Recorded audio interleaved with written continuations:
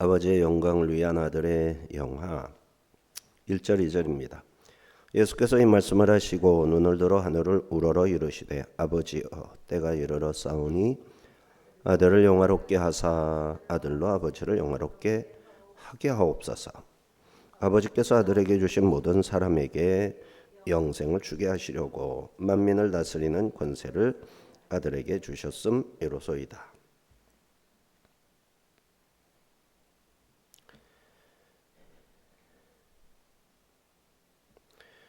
예수님이 전권을 수여받으셨는데 그 목적이 아들에게 주신 모든 사람을 영생하게 하시려고 만민을 다스리는 권세를 아들에게 주셨으므로 아들을 영화롭게 하셔서 아들로 아버지를 영화롭게 하게 하옵소서 하고 하늘을 우러러 기도하셨다라는 내용입니다.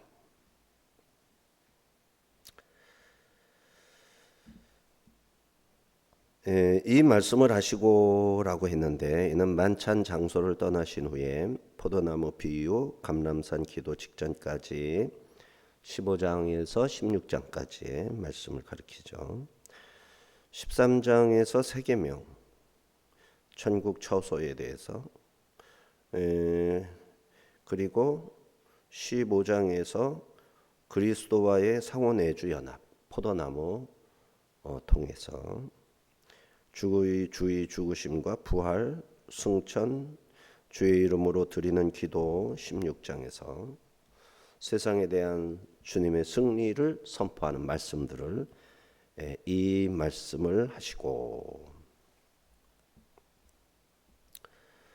눈을 들어 하늘을 우러러 보시며 기도하여 이르시되 이 말씀을 하시고 기도하셨어요. 주님은 기도에서 아버지여 때가 이르러 싸우니 어떤 때죠? 십자가에 달려 고난과 치욕과 죽음을 당하셔야 할 때, 실패와 패배의 순간, 그리고 그동안의 모든 수고가 허사로 돌아가는구나라고 보여질 수 있는 때가 되어 있사오니 하지만 승리죠. 예수님의 사명이 집중된 십자가의 때, 부활의 때가 되었사오니 이르러 싸우니.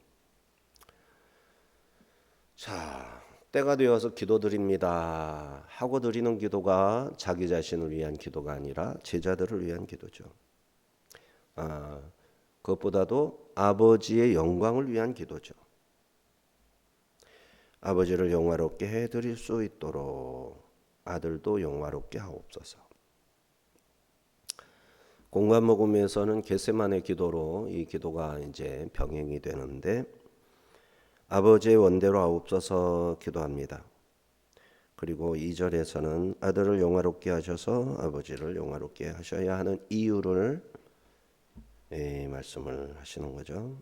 5장에서는 아버지께서 자기 속에 생명이 있음같이 아들에게도 생명을 주어 그 속에 있게 하셨고 또 인자됨으로 말미암아 심판하는 권한을 주셨느니라.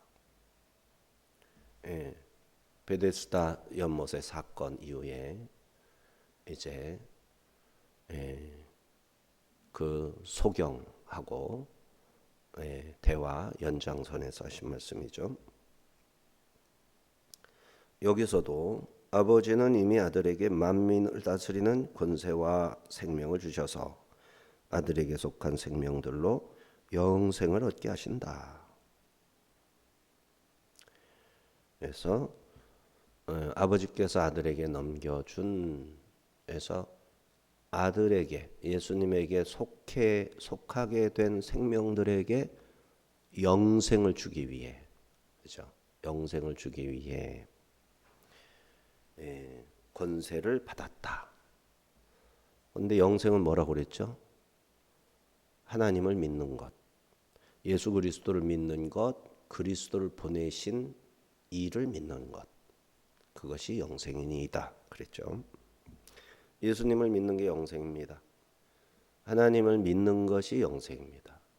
믿는 자가 영생입니다. 뭐를 믿는 거? 하나님을 믿고 하나님이 보내신 아들을 믿고 아들을 믿고 아들을 보내신 하나님을 믿고. 그러므로 아버지께 아들을 영화롭게 해달라 간구합니다. 죽음을 통해 부활하심으로 본래의 영광스러운 신적 존재로 무사히 복귀할 수 있도록, 그래서 영화롭게 해달라고.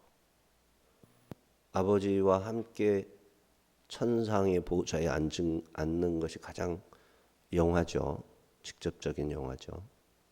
이제 그렇게 해달라고. 고난을 통과해서, 죽음을 통과해서, 배신 당함을 통하여서 영화를 얻게 해달라고. 그러면 아버지께 영광을 돌려드리긴, 영화롭게 한다. 3절. 영생은 곧 유일하신 참 하나님과 그가 보내신 자 예수 그리스도를 아는 것. 여기서 아는 것이 믿는 것, 아는 것. 근데 믿는 자는 알게 되는 거죠. 믿으면 믿음이 실현돼. 믿음은 보지 못하고 믿는 거잖아요. 근데 그게 실현되면 보는 거죠. 그러면 아는 것이죠. 우린 성령님을 믿잖아요. 성령님이 내주하시면 내가 성령님을 경험하지요. 이제 성령님을 아는 자가 됐죠. 믿는 단계에서 넘어가서 아는 자가 되었죠. 우리가 뭔가 영적인 지식도 마찬가지죠. 들으면 들었어요. 들어서 알고 있어요. 그 알면 믿음 이전의 알미죠. 근데 믿음 이후에 알미 또 있는 거죠. 봤기 때문에 아는 거, 누리고 있기 때문에 아는 거. 너는 본고로 믿느냐? 보지 않고 믿는 자가 복되도다. 보지 않고 믿는 단계가 있죠.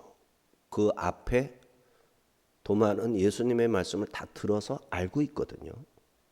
알고 있는데 아직 믿지를 못하는 거죠. 예수님한테 들었는데 믿지를 못하는 거죠. 근데 아는 거죠. 들어서 아는 거죠. 여기만 아는 거죠. 지식으로만 아는 거죠. 근데 예수님의 손을 만졌죠. 옆구리에 손을 대봤죠. 그래서 이제 믿는 단계를 넘어서 아는 단계가 됐죠. 그래서 보지 못하고 믿는 자가 복이 있는 건데, 도마는 보고 난 뒤에 암과 믿음을 동시에 가지게 됐죠. 근데 이제 믿음 차원이 아직 필요한 거예요. 예수님은 곧 떠나시니까.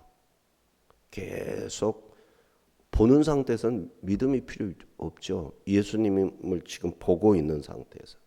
근데 아버지는 안 보이니까 예수님을 보고 예수님은 아는 건데, 아버지는 예수님을 알면 아버지를 아는 것이죠. 이게 믿음에 의해서 예수님을 알면 하나님도 알게 되는 거죠. 요것이 일치가 되려면 요 사이에 믿음이라는 게 있어야 돼요. 이렇게 믿음과 본다는 것에는 미묘한 상황이 다 있는 거예요. 근데 퉁쳐가지고 믿음이라 하는 거예요. 퉁쳐가지고. 덜 믿는다, 믿음이 약하다, 믿음이 부족하다, 확실하게 믿지는 못한다 하는 거지만 다 믿는 거예요. 그게 믿기 전에 아는 상태다, 믿은 후에 아는 상태다. 이런 다양한 표현으로 성경이 그렇게 말을 해요. 그거를 뭐 이상하게 말하느냐, 이 따위로 말할 필요가 없어요. 성경이 그렇게 말하고 있어요. 근데 우리도 굉장히 넓게 이해하는 게 좋아요. 성경대로. 막 교리적으로 해가지고 딱 끊어서 알면 더 좋죠. 분명하니까. 근데 불확실할 수가 있어요. 그게 오히려. 성경에서는 굉장히 포괄적으로 말하고 있는데, 그거를 애써서 딱 규정해서 의미를 좁혀가지고 똑 부러지게 말한다고 그게 다 잘하는 건 아니죠. 다 잘하는 건 아니죠. 굉장히 개연성이 있으면서도 포괄성 있게 말할 때는 그대로 우리가 믿고 하는 게 중요한 거죠. 오히려 3절에서 주님은 영생을 정의해 주시는데 유일하신 참 하나님과 그가 보내신 자 예수 그리스도를 아는 것, 그게 영생이다. 알면 영생이다. 아버지께서 아들에게 주신 생명들에게 주실 영생, 즉 아버지의 뜻 가운데 있는 자들에게 주시는 영생이란 무엇인지 말씀해 주셨어요. 이 하나님을 아는 지식은, 영생은 이 땅에 오신 성자 예수님을 통해서만 알 수 있습니다. 그래서 하나님을 아는 지식이 요한복음 17장 4절 3절에서는 아주 굉장히 이렇게 좀 좁혀서 굉장히 디테일한 상황에서 말씀하시는 거잖아요. 하나님을 아는 지식 전체가 영생이라고 볼 수는 없죠. 왜? 믿지 않고 아는 지식도 있으니까. 믿지도 않고 아는 지식이 영생은 아니거든요. 믿어서 아는 지식을 말하는 거거든요. 이거는. 내가 곧 길이요 진리요 생명이다. 내가 곧 길이요 진리요 생명이다. 그랬죠? 예수님은. 또 예수님과 하나님은 하나다. 나와 아버지는 하나이니라. 동일하시다. 예수님을 아는 자는 하나님을 아는 것이고 영생은 아들이신 예수 안에 있는 것이므로 아들이 있는 자는 영생이 있는 거죠. 아들 안에 있는 자는 영생 가운데 영생하고 있는 거죠. 아들이 없는 자에게는 영생이 없는 거죠. 이처럼 예수 그리스도께서 하늘로부터 보내심을 받으신 하나님의 아들이심을 깨닫는 것이 영생으로 가는 길이었다. 이 기도 속에서 영생을 정의하신 이유는 아버지와 아들이 대화하면서 영생을 정의하고 계세요. 사실은 제자들이 이 기도를 듣느냐? 알 수 없죠. 듣고 있다고 보는 거죠. 이 요한은 지금 이거 기록하고 있으니까. 요한이 이 기록할 만큼 들은 거죠. 기록할 때 내가 그때 이렇게 기도했단다 하고 예수님이 말씀하시고 요한은 그 말씀을 들으면서 이렇게 기록하였을 것이다. 이렇게 생각하는 사람도 있지만 그러나 그건 좀 더 좀 덜 건강한 생각이에요. 훨씬 더 개연적이고 훨씬 더 올바른 생각은 뭐냐면은 예수님이 지금 하는 기도, 지금 예수님이 하늘을 우러러 기도하시는 것이라고 지금 17장 1절에서부터 기록해 나가고 있잖아요. 요한이 그걸 요한이 본 거예요. 본 거고 기도하는 내용을 들은 거예요. 담아 놓은 거예요. 잊어버렸을 수도 있죠. 근데 성경을 쓰려고 펜을 들고 하는 순간 싹 생각나게 하시는 성령님이. 생각나게 하니까 쓰는 거예요. 내 속에 기억이 있다고 해서 그게 항상 내 눈앞에 와 있는 게 아니잖아요. 그러면 얼마나 골치 아픕니까? 필요할 때 떠오르는 게 좋은 거잖아요. 속에 집어넣어놨는데 필요할 때 떠오르는 거죠. 그러니까 우리는 필요할 때 떠오를 수 있는 자료를 많이 준비해 놓는 거죠. 많이 준비해 놓는 거죠. 필요할 때 떠오르라고. 그러니까 우리는 성경을 계속해서 읽는 게 좋아요. 그리고 성경을 읽는다는 거는 공부한다, 지식을 채워서 정리한다 이런 차원보다도 주님과 내가 말씀을 주님의 말씀으로 교제하고 있다. 이렇게 마음을 먹어야 돼요. 그래서 아주 똑똑하고 지혜로워서 공부를 하면 머릿속에 그냥 탁 들어가서 정리가 돼가지고 언제든지 꺼내서 쓴다. 은사예요, 은사. 그거는 은사. 그렇게 쓰라고, 그렇게 일하라고. 근데 그게 없는 사람은 그럴 필요 없어요. 말씀을 붙들고 있으면 말씀을 중심으로 해서 내가 주님과 내가 대화하고 있는 거예요. 이게 중요한 거예요. 이게. 머리가 나쁜 사람이 오히려 유익한 거예요. 왜? 생각이 안 나니까 계속 기록된 말씀을 봐야 되니까. 계속 말씀을 들고 다니면서 보니까. 또 잊어버릴 거니까 또 보니까. 또 보면서 주님과 대화하니까. 주님께 기도하고 이게 무슨 뜻이에요? 아, 이런 뜻인가? 저런 뜻인가? 뭘까? 이렇게 이해하면 될까요? 제가 잘못 이해한 거 아닐까요? 성령님 가르쳐 주세요. 이러면서 성경을 보게 되잖아요. 이게 하나님 기뻐하시는 거예요. 이게 이런 삶을 살라는 거예요. 그리스도인은 그렇게 살라는 거예요. 근데 그게 안 되는, 그걸 하라고 가르치는 데가 없어요. 머리 좋은 사람이 터득해가지고 굉장히 우수한 교사로 일하라. 여기에 기능주의에 사로잡혀 있는 거예요. 한국 교회가. 아닌 거예요. 그건 초등학교 때부터 학교 석차를 매기는 선생님들의 입장이었고 하나님의 입장은 그런 게 아니라고요. 성경을 토대로 계속 나를 만나달라는 거예요. 많이 외우고 많이 기억하고가 항상 좋은 게 아니에요. 성경책이 있는 게 더 좋은 거예요. 나한테 성경책이 지금 내가 가지고 있는 게 중요한 거예요. 그리고 그것을 펴서 보고 있는 사람이 좋은 거예요. 많이 기억하면 감옥에서 성경 없어도 되니까 좋죠, 당연히. 근데 꼭 감옥 가야 되겠어요? 안 가도 돼야지. 성경책을 항상 보는 게 중요하다. 이 기도 속에 영생을 정의하신 이유, 참되신 하나님과 아들을 온전히 예배하고 섬기도록 하기 위함입니다. 그것이 불가능한 자는 참 하나님과 예수 그리스도께서 주시는 영생하고 상관없는 사람. 4절 5절 아버지께서 내게 하라고 주신 일을 내가 이루어 아버지를 이 세상에서 영화롭게 하였사오니 아버지여 창세전에 내가 아버지와 함께 가졌던 영화로서 지금도 아버지와 함께 나를 영화롭게 하옵소서. 1, 2절에서 언급한 아들로서의 아버지께서 아들을 영화롭게 해달라고 했던 기도가 반복되고 있죠. 주기도문에 겟세마네 드린 기도에서 그렇게 아버지의 뜻을 위해 하늘에서 이루어진 것처럼 땅에서도 이루어지이다. 이렇게 기도하죠.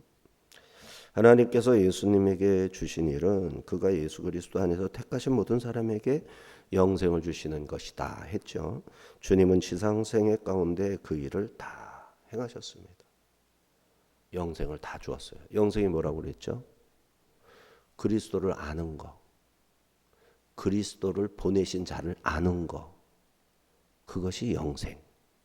그래서 자기를 보여주어서 예수님이 자기를 보여줘서 자기를 알게 하면 그 사람은 영생인 거잖아요. 나와 아버지는 하나이니라 이러면서. 그래서 영생을 다 주는 거예요. 근데 주어도 안 받아가는 사람이 있는 거죠. 싫다고 그래요.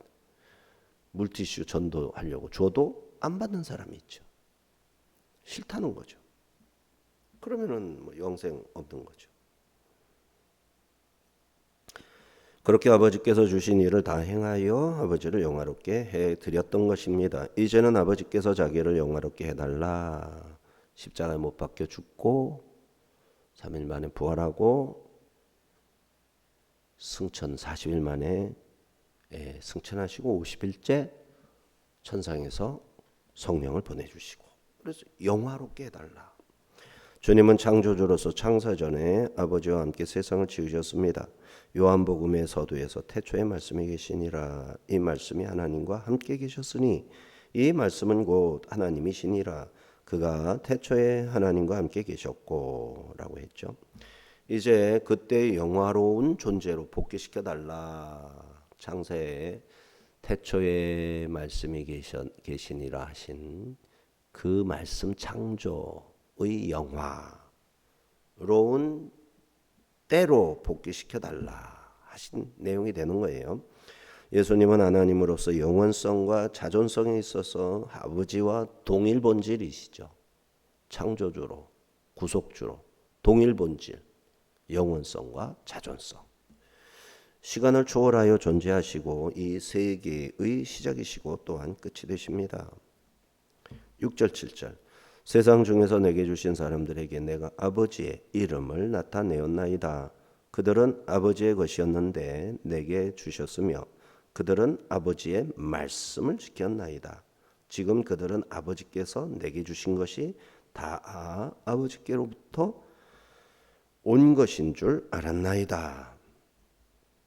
예수님의 이 말씀은 참 너무너무 은혜스럽고 지혜롭고 정말 말씀 자체세요. 예수님은 입만 열면 하나님의 말씀인 거죠. 6절 7절에서 제자를 위해 기도하시면서 주님은 아버지로부터 제자들을 넘겨받았고 그들에게 아버지의 이름을 나타내 주었고 제자들은 아버지의 말씀을 지켰다. 그러니 그들을 사랑해달라. 이렇게 기도하는 것이죠. 그리고 그들은 아들에게 있는 모든 것이 아버지로부터 받은 것임을 믿고 있습니다. 알고 있습니다. 이렇게 제자들을 대신 기도하는 거예요. 제자들의 상태를 기도하고 있는 거예요.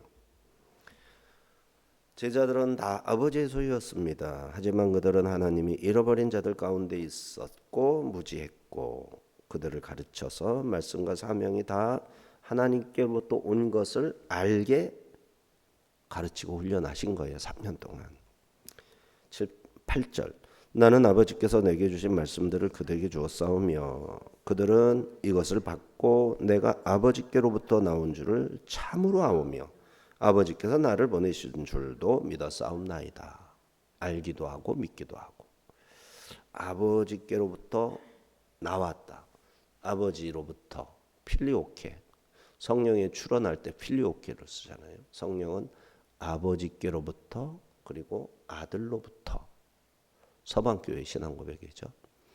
동방교회, 러시아 정교회, 시리아 정교회, 콘스탄티노플 이쪽 그리스 정교회는 아버지께로부터 나왔다. 그렇게 믿어요. 근데 우리는 아버지로부터 나오시고 아들로부터 나오시고 이렇게 요한복음에 나오는 대로 믿고 있죠. 주님은 아버지의 말씀을 제자들에게 선포했고 제자들은 그 말씀을 받아 아들이 아버지께로부터 오셨다. 이걸 알았어요. 그리스도를 자기들에게 보내주신 분이 아버지이시다. 이걸 믿고 있고요. 9절 10절 내가 그들을 위하여 비옵나니 내가 비옵는 것은 세상을 위함이 아니요 내게 주신 자들을 위함이니이다. 그들은 아버지의 것이로소이다. 내 것은 다 아버지의 것이요 아버지의 것은 내 것이온데 내가 그들로 말미암아 영광을 받았나이다. 소유된 자들로 말미암아 아버지의 것 아버지께서 내게 주셔서 내 것 되었다. 소유로 말하죠. 왜 소유를 강조하나? 물건을 소유한 것처럼 뭐 주권을 주장을 하려고 소유를 강조하나? 아니죠. 책임을 강조하려고 소유를 말하는 거죠. 내 것이니 내가 책임집니다. 그죠? 우리가 대한민국 국민으로서 권리를 가지고 있죠. 왜 권리를? 내 권리, 국민 권리 왜 합니까? 주장하려고? 아니에요. 이런 사람은 이기적인 사람이고 좌파적인 못된 사람들이죠. 왜 권리를 주장해야 됩니까? 지키려고. 의무를 지키려고. 내게 있는 권리를 내가 지키면 나라를 지키는 거니까. 국가를 지키는 거니까. 이렇게 의무를 주장하기 위해서. 이게 다른 거예요. 그러니까 아버지의 뜻을 행하려는 자들은 예수님을 믿게 되잖아요. 아버지의 뜻이 관심이 없어. 아버지를 사랑하지도 않고 아버지를 기쁘게 하고 싶은 마음도 없고 아버지의 뜻이 궁금하지도 않아. 왜? 아버지의 뜻을 순종하려는 마음이 없으니까. 이 사람들은 예수님을 믿을 필요도 없고 믿지도 않아요. 근데 하나님을 믿고 싶고 하나님의 뜻을 알고 싶고 하나님의 뜻대로 살고 싶은 사람은 자연스럽게 아버지를 보여주시는 예수님을 바라보게 되고 믿게 되고 이렇게 되게 돼 있어요. 그래서 안 믿는 자는 아버지가 싫은 거예요. 뭐가 좋은 거예요? 슬슬 거짓말하고 슬슬 남의 걸 가져오는 게 좋은 거예요. 산에 가서 사냥을 해가지고 뭐라도 들판에 가서 뭐라도 얻고 이건 우리에게 주신 권리니까 할 수 있는 일이지만 남의 것을 도둑질한 남의 것을 빼앗고 뭔가에 손해를 끼치면서라도 내가 갖는 거 이건 권리를 오버해서 악한 짓이 되잖아요. 이거를 즐기기 위해서 아버지를 싫어하는 거예요. 왜? 하나님은 너 그거 하지 마. 그러니까요. 너 그거 하지 마. 거기까지는 안 돼. 그 이상은 안 돼. 하나님이 그러시니까. 아버지의 뜻이 싫은 거예요. 그래서 아버지를 사랑하지 않고 아버지의 뜻을 지키기 싫으니까 예수님도 사랑하지 않는 거예요. 말씀을 안 읽는 거예요. 그래서. 왜 성경을 안 읽느냐? 내가 갖고 싶은 거 많은데 성경이 갖지 말라고 하니까. 나 훔쳐서라도 가져야 되는데 훔치지 말라고 하니까. 이게 자기를 다 드러내는 거예요. 율법이 거울이잖아요. 주님은 자신이 제자를 사랑하고 신뢰하며 그들은 아버지의 소유이고 아버지의 영광을 돌릴 자들이라 말씀드립니다. 제자들을 위해 아버지께 빌기 시작합니다. 내가 그들을 위하여 비움나니 에고 페리 아우톤 에로토라고 했는데 이는 나는 그들을 위해 간청합니다. 세상을 위해서가 아니라 아버지께서 내게 주신 자들을 위해 간청합니다. 그들은 당신에게 속한 자들이기 때문입니다. 이렇게 직역할 수 있고요. 주님께서 제자들의 장래를 위해 간구합니다. 주님은 이렇게 아버지의 것인 제자들을 자기 것으로 주셨다고 그랬고 내 것은 다 아버지 것이라 했고 제사장적 기도에서 제자들에 대한 소유권 여기에서 7, 8번을 반복합니다. 2절에서 6절에서 6절에서는 3번이에요. 9절에서 10절에서 24절 계속 소유권으로 말씀을 하시는 거예요. 이렇게 제자들에 대한 소유권을 강조하시는 이유 예수님이 곧 부재하게 될 것이기 때문에 내가 없어도 내 것은 내가 책임진다 이 말씀을 하시는 거예요. 그리고 제자들이 예수님을 선택한 게 아니라는 말씀이죠. 하나님께서 세상 중에서 취해가지고 내 거다 하신 거지. 제자들이 예수님께 와서 예수님 저 예수님 거예요 이런 게 아니라는 거예요. 아버지께서 이건 네 거다 하고 우리를 취하여 아들에게 주신 거예요. 그래서 아들이 내 것이라고 책임지겠다 하시는 것입니다. 10절에서 내 것은 다 아버지의 것이요 아버지의 것은 내 것이다 하셨는데 이 고백은 제자들을 매개로 해서 성부 성자가 얼마나 깊이 하나로 결속되었나. 이거 아버지의 것입니다. 이것은 내 것입니다. 하면 아버지 것도 되고 내 것도 된다는 것은 아버지와 내가 하나라는 얘기죠. 제자들은 단순히 부려먹는 일꾼이 아니라 성삼위 하나님의 영광스러운 사랑의 공유물이다 하신 겁니다. 이 점이 제자들이 장차 맞이할 거친 세상 속에서 자기들의 정체성을 지탱하는 뒷받침이 될 거예요. 아버지 것이니까, 아들의 것이니까. 여기서 영광을 받았나이다는 예언자적 완료 시제로서 제자들이 성령에 충만하게 되어 예수님을 증언할 것을 예언자적으로 확신하는 거예요. 이미 성취된 승리를 선포하는 것. 영광을 받았나이다. 이제 곧 예수님을 배반하고 도망칠 자들인데 이들로 인하여 영광을 받았나이다 하고 미래 완료형으로 선포를 하고 계세요. 제자들의 실제 현실은 이렇게 흩어지겠지만 성령을 따라 주를 증거하도록 다 모을 겁니다. 이미 주의 것이기 때문에. 그러므로 성도는 내 인생 내가 책임지는 존재가 아니라 내 인생 하나님이 책임져 주시는 존재인 거예요. 그러니까 내가 이 세상에서 이 재산이 플러스냐 마이너스냐가 중요한 게 아니에요. 플러스도 주님의 것이고 마이너스도 주님의 것이고. 그러면 나는 주님의 청직이에요. 플러스 재산을 어떻게 관리하느냐예요. 마이너스 재산을 어떻게 관리하느냐예요. 주님의 마이너스를 내가 무엇으로 경제사범으로 잡혀가서 관리하느냐. 내가 플러스를 남들에게 다 베풀면서 관리하느냐. 그거는 주님의 주권이에요. 주님이 맡겨주시는 대로예요. 근데 우리는 기왕이면 마이너스를 맡아서 관리하다가 경제사범으로 그것을 대신 치르는, 깜빵에 가서 하루에 5만 원씩 딱딱 갚아나가는 그런 식으로 하고 싶지 않죠. 그러니까 기도해야죠. 하나님 도와주세요. 마이너스를 제대로 처리하고 플러스로 만들어서 베풀며 살도록 해주세요. 이렇게 기도해야 되는 거죠. 자, 11, 12절. 나는 세상에 더 있지 아니하오나 그들은 세상에 있사옵고 나는 아버지께로 가옵나니 거룩하신 아버지여 내게 주신 아버지의 이름으로 그들을 보전하사 우리와 같이 그들도 하나가 되게 하옵소서. 내가 그들과 함께 있을 때 내게 주신 아버지의 이름으로 그들을 보전하고 지켰나이다.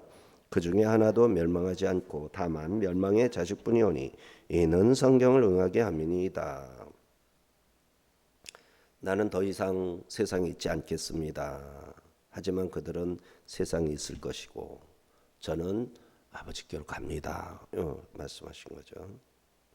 그렇게 해서 아버지와 저 우리처럼 제자들 그들도 하나가 되도록 내게 주신 아버지의 이름으로 그들을 보전하여 주옵소서. 제가 없는 동안 지켜주옵소서. 열흘 동안이죠. 그리고 성령을 보내주셔서 영원히 거하게 하시겠죠. 자, 제자들을 지켜 보존시켜야 하는 목적은 제자들이 삼일째 하나님과 하나 되게 하려 하심이라는 것을 여기에서 알 수 있어요. 현재 제자들은 질이 멸렬하게 흩어지고 말 것인데 그러한 제자들을 보존시켜 주셔서 결국 삼위일체 하나님의 하나됨과 같이 그 안에서 함께 할 수 있도록 되게 해달라 하시는 겁니다. 12절에서는 예수님께서 제자들과 함께 있으시면서 아버지의 이름으로 그들을 보존하셨고 유다 외에는 모두 지켜내셨다 라고 아버지와 대화를 하십니다. 예수님은 아버지께로부터 받은 생명들을 아버지의 이름으로 보존하는 임무를 성공적으로 완수하신 것이죠. 멸망의 자식이었던 유다의 이탈은 주님의 보호 능력이 부족해서가 아니었고 그의 연수를 짧게 하시며 그의 직분을 타인이 빼앗게 하시며 시편 41편 9절의 말씀이 응한 일인 거죠. 끝내 예수님을 믿지 않아 영생이 아닌 멸망을 자초하고 맙니다. 13, 14절. 지금 내가 아버지께로 가오니 내가 세상에서 이 말을 하옵는 것은 그들로 내 기쁨을 그들 안에 충만히 가지게 하려 함이니이다. 내가 아버지의 말씀을 그들에게 주어 싸우매 세상이 그들을 미워하여 싸우니 이는 내가 세상에 속하지 아니한 같이 그들도 세상에 속하지 아니함으로 인함이니이다. 주님께서 아버지께로 가기 위해 세상을 떠나시기 전 제자들의 드리는 기도 드리는 이유. 내가 지금 아버지께로 가오니 내가 세상에서 이 말을 하옵는 것은 가는데 가기 직전에 이 기도를 드리는 것은 그들로 내 기쁨이 그들 안에 충만케 하려 함입니다. 그들에게 나의 기쁨을 충만하게 하기 위해서 떠나기 전에 제가 지금 아버지께 기도하고 있습니다. 이렇게 기도하고 있잖아요. 주님께서 제자들에게 아버지의 말씀을 맡기심으로 말미암아 제자들은 세상으로부터 미움을 받게 될 거예요. 주님의 말씀을 맡은 자는 미움을 받습니다. 예수님의 말씀을 받아서 간직하는 자는 세상에 속한 자가 아니에요. 아들의 말씀을 맡은 자는 아들에게 속한 자예요. 그러면 세상 사람들은 저놈 봐라. 예수님의 말씀을 저놈한테 맡겼네. 저놈 저거 우리 편이 아니네. 저놈 그냥 내버려두면 안 되겠다. 맨날 때리고 막 까고 하는 거예요. 그게 지금 읽은 말씀이에요. 이는 주님이 세상에 속하지 않아 미움을 받았던 것처럼 제자들도 말씀을 맡아서 세상에 속하지 아니하였기에 미움을 불가피하게 받는 것이다. 하지만 주님이 말씀을 맡겼으니 그 말씀에서 오는 기쁨을 누리게 하신다. 미움 가운데서도 능히 견딜 수 있게 된다 하시는 거죠. 이 차원으로 우리가 나가야 됩니다. 신앙생활이. 근데 이게 단번에 되면 얼마나 좋겠어요. 근데 우리에게는 너무 잡다한 생각이 많아서 단번에 되질 않죠. 그래서 이 말씀을 맡은 자로 사람들 앞에서 만나는 사람들에게 말씀을 툭툭 던질 수 있어야 돼요. 미움을 받아야 됩니다. 그러면서 나는 말씀을 맡은 자구나 확신할 수 있어야 됩니다.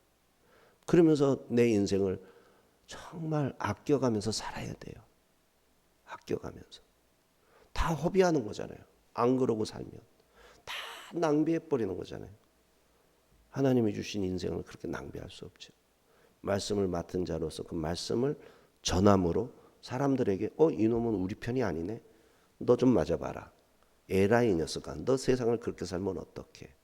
아이고 이 별종 이거. 이 대접을 받아야 됩니다. 이 취급을 받아야 됩니다.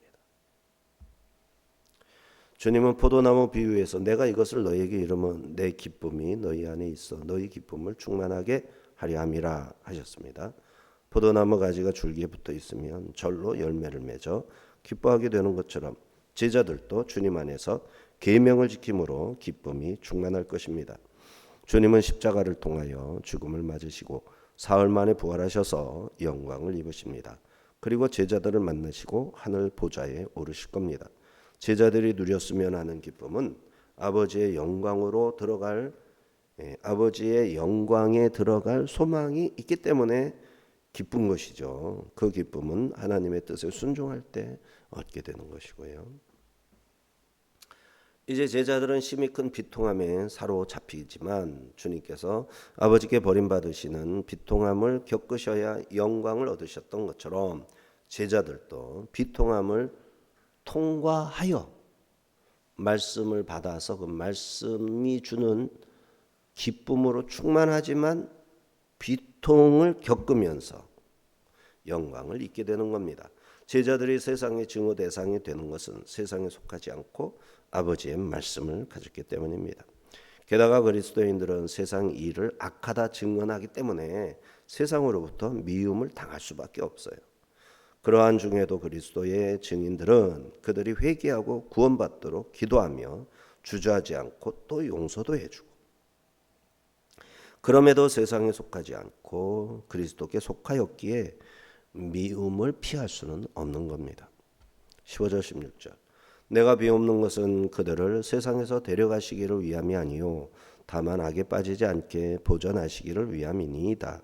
내가 세상에 속하지 아니함 같이 그들도 세상에 속하지 아니하여 싸움나이다. 하나님 이들이 고통당하지 않게 해 주옵소서. 저와 같이 하늘로 데리고 가기를 원합니다. 이걸 구하지 않고 저는 하늘로 가고 이 땅에 없는 동안 이들을 보전해 주시옵소서 하고 구하는 것입니다. 제가 세상에 있는 동안 세상에 속하지 않았던 것처럼 이들은 아버지께 저에게 속하여 세상에 속하지 아니함으로 미움을 받게 되는 것입니다. 이렇게 말씀하시죠. 11절에서 아버지의 이름으로 그들을 보전하사 우리와 같이 그들도 하나가 되게 하소서 기도했는데 여기서는 주기도문에 다만 악에서 구하옵소서 같은 기도를 드리셨어요. 제자들을 악으로부터 보존 지켜주시기를 포네로스 악 기도드린 것입니다. 포네로스는 중성의 윤리적인 악이 아니고 남성으로서의 인격적인 악한 자, 아주 인격적으로 악한 자, 거짓말하고 남의 것을 빼앗고 강탈하고 폭력을 취하고 수단 방법을 가리지 않고 저주하고 욕하고 잘되기를 바라는 게 아니라 회방 놓고 죽이고 살인하고 이게 포네로스예요. 지금 포네로스 이 악한 자들이 교회 안에도 그득하고 세상에 정치인들 문학하는 이 언론인들 글 쓰는 자들 미사력으로 자기를 치장하고 자기 사상 그대로 살지도 않으면서 온갖 좋은 말 바로 잠시 후에 뒤집을 수 있는 거짓된 약속들을 생각나는 대로 마귀가 주는 대로 그대로 말하면서 기자 노릇하고 국회의원 노릇하고 정치인 노릇하고 방송인 노릇하고 그러고 있습니다. 분별해야 됩니다. 주님이 오실 날이 멀지 않았기 때문에. 그거 위기의식도 없이 그대로 살다가는 어떻게 될지 알 수가 없어요. 예수님이 이름을 부를 때 듣긴 하겠어요?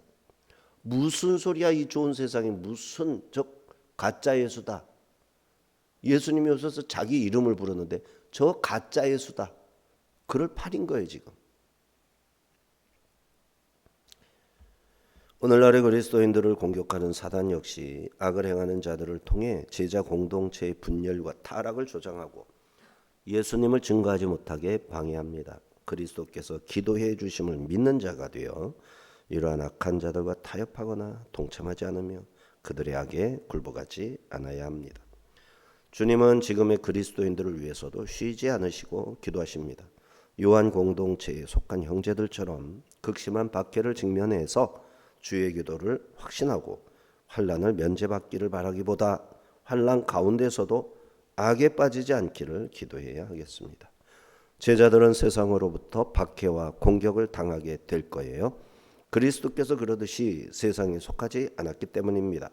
제자들은 세상에서 고립된 자요 세상으로부터 미움받는 자입니다. 이러한 상황을 이겨내야 하고 세상의 무신론적인 악의 본질에 적응해서 사는 자가 돼서는 안 되겠습니다. 우리는 세상에 속하지 아니하였으니 하나님 아버지의 뜻을 받들며 하나님의 말씀대로 살아야 하겠습니다. 그리고 내게 주어지는 모든 일은 아버지께서 내게 영광을 주시기 위한 것임을 깨달아야 하겠습니다. 우리는 그리스도께 속한 자들입니다. 우리는 하나님의 소유입니다. 주님은 기도 중에 우리의 소유권이 하나님께 있음을 반복 강조하셨습니다. 소유주가 하나님이시라면 우리 인생의 책임도 하나님이 지십니다. 우리의 연약함 때문에 절망하지 맙시다. 하나님은 우리 소유됨을 결코 포기하지 않으십니다. 또 우리는 악한 자로부터 보전받는 자입니다. 주님은 우리가 세상을 떠나 은둔 생활하기를 구하지 않으시고 오히려 이 거친 세상 한복판에서 악한 자에게 빠지지 않도록 지켜달라 기도해 주셨습니다. 세상 밖에는 우리가 주님께 속했다는 가장 확실한 증거가 됩니다. 또 우리에게 주님의 기쁨이 있습니다. 십자가를 앞둔 주님이 내 기쁨을 저들 안에 충만하게 해달라 기도하셨던 이 역설적인 기도를 기억합시다. 성도의 기쁨은 상황이 좋아서 생기는 게 아니라 내가 누구에게 속해 있는지 깨달을 때 터져나오는 하늘의 기쁨입니다. 기도